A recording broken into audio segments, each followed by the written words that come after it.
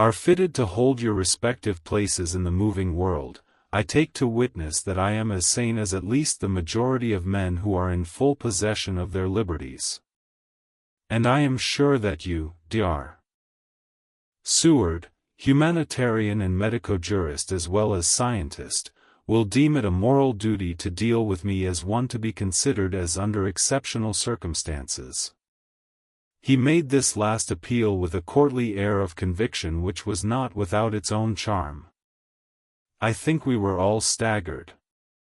For my own part, I was under the conviction, despite my knowledge of the man's character and history, that his reason had been restored, and I felt under a strong impulse to tell him that I was satisfied as to his sanity, and would see about the necessary formalities for his release in the morning. I thought it better to wait, however, before making so grave a statement, for of old I knew the sudden changes to which this particular patient was liable. So I contented myself with making a general statement that he appeared to be improving very rapidly, that I would have a longer chat with him in the morning, and would then see what I could do in the direction of meeting his wishes. This did not at all satisfy him, for he said quickly, "But I fear, Dr. Seward, that you hardly apprehend my wish. I desire to go at once here now this very hour this very moment, if I may. Time presses, and in our implied agreement with the old scytheman it is of the essence of the contract. I am sure it is only necessary to put before so admirable a practitioner as Dr. Seward so simple, yet so momentous a wish, to ensure its fulfillment." He looked at me keenly, and seeing the negative in my face, turned to the others, and scrutinized them closely. Not meeting any sufficient response, he went on, "Is it possible that I have erred in my supposition?" "You have," I said frankly, but at the same time, as I felt, brutally. There was a considerable pause, and then he said slowly, "Then I suppose I must only shift my ground of request. Let me ask for this concession boon, privilege, what you will. I am content to implore in such a case, not on personal grounds, but for the sake of others. I am not at liberty to give you the whole of my reasons, but you may, I assure you, take it from me that they are good ones, sound and unselfish, and spring from the highest sense of duty. Could you look, sir, into my heart, you would approve to the full the sentiments which animate me. Nay, more, you would count me amongst the best and truest of your friends." Again he looked at us all keenly. I had a growing conviction that this sudden change of his entire intellectual method was but yet another form or phase of his madness, and so determined to let him go on a little longer, knowing from experience that he would, like all lunatics, give himself away in the end. Van Helsing was gazing at him with a look of utmost intensity, his bushy eyebrows almost meeting with the fixed concentration of his look.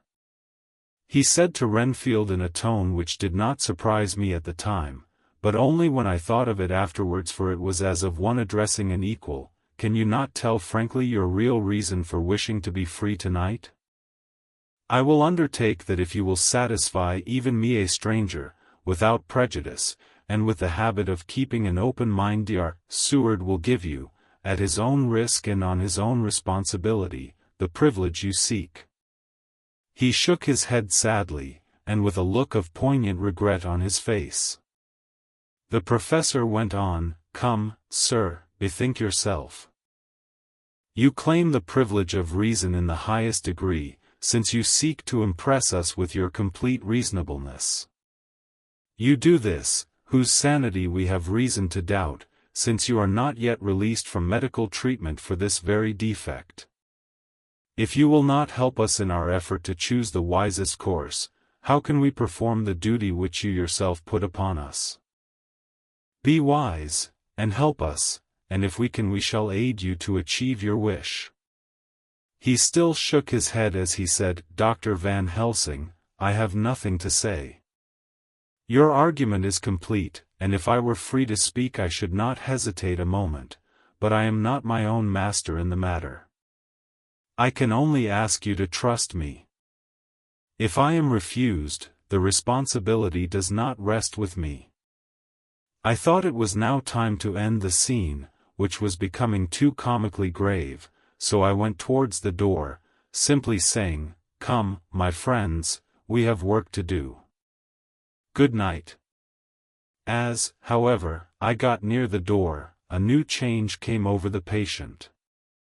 He moved towards me so quickly that for the moment I feared that he was about to make another homicidal attack.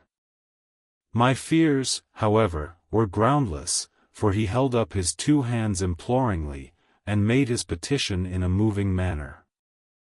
As he saw that the very excess of his emotion was militating against him, by restoring us more to our old relations, he became still more demonstrative.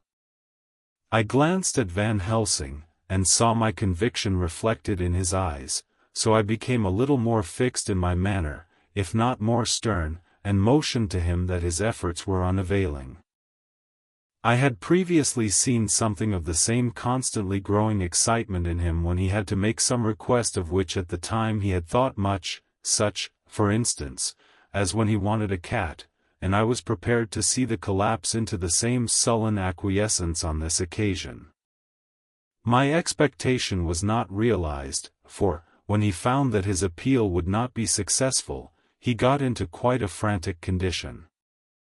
He threw himself on his knees, and held up his hands, wringing them in plaintive supplication, and poured forth a torrent of entreaty, with the tears rolling down his cheeks, and his whole face and form expressive of the deepest emotion. "Let me entreat you, Dr. Seward, oh, let me implore you, to let me out of this house at once. Send me away how you will and where you will, send keepers with me with whips and chains, let them take me in a strait waistcoat, manacled and leg-ironed, even to a jail, but let me go out of this. You don't know what you do by keeping me here. I am speaking from the depths of my heart, of my very soul.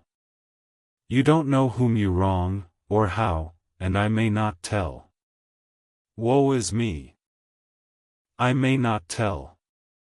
By all you hold sacred, by all you hold dear, by your love that is lost, by your hope that lives for the sake of the Almighty, take me out of this and save my soul from guilt.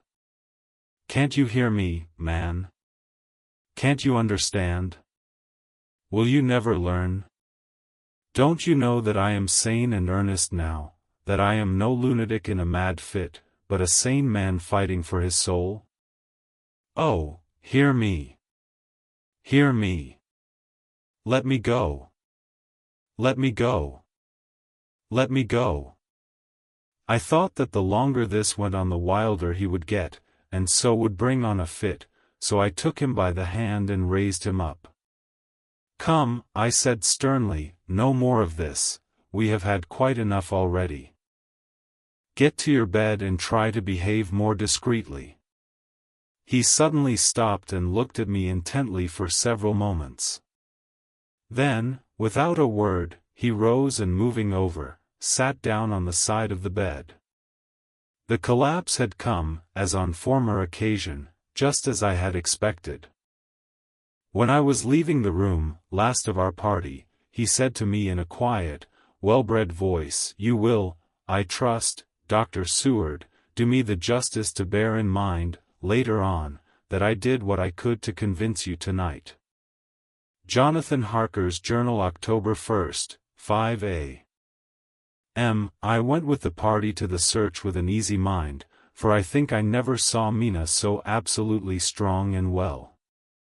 I am so glad that she consented to hold back and let us men do the work. Somehow, it was a dread to me that she was in this fearful business at all, but now that her work is done, and that it is due to her energy and brains,